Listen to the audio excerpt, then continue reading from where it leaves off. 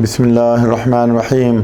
अस्सलामु अलैकुम दोस्तों, आज हम बात करेंगे मोलन आयल की, जो कि ईयर ड्रॉप्स हैं, कानों में डालने वाले कतरे हैं।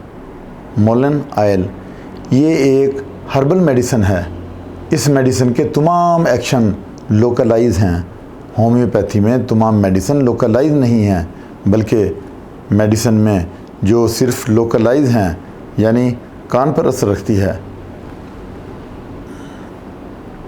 इस मेडिसिन का एक्शन भी सिर्फ कान पर है। ये जिस्म के किसी दूसरे हिस्से पर इतना असर नहीं रखती जितना कान पर रखती है। कान में इन्फेक्शन हो, पस हो, वैक्स हो, दर्द हो, टिनाइटिस की प्रॉब्लम हो, तो ये मेडिसिन दी जाती है।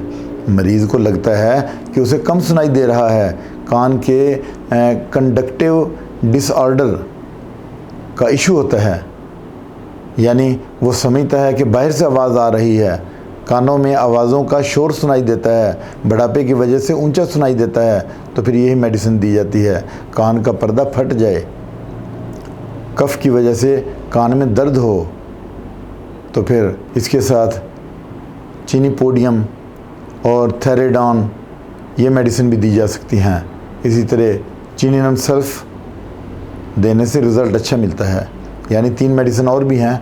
डॉक्टर इनकी सपोर्ट में ये मेडिसिन भी दे सकता है, जिनमें चिनिनम सल्फ, थेरेडॉन और फिर चिनिपोडियम, ये मेडिसिन भी बहुत अच्छी हैं कान के दर्द में। और इसके साथ हम डोज देख लेते हैं अभी कि कितनी ये कानों में डालनी है। तो ईयर ड्रॉप्स हैं, कानों में डालने के कतरे हैं ये मोलन आयल।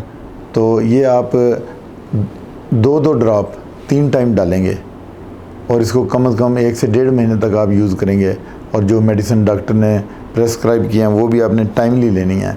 और फिर कान में दोस्तों, एक तो कॉटन बड ना लगाया करें, वो जो स्टिक होती हैं जिन पे रुई लगी होती है वो ना फेरा करें। अक्सर लोग मैंने देखा वो चाबी घुमाना शुरू कर देते हैं।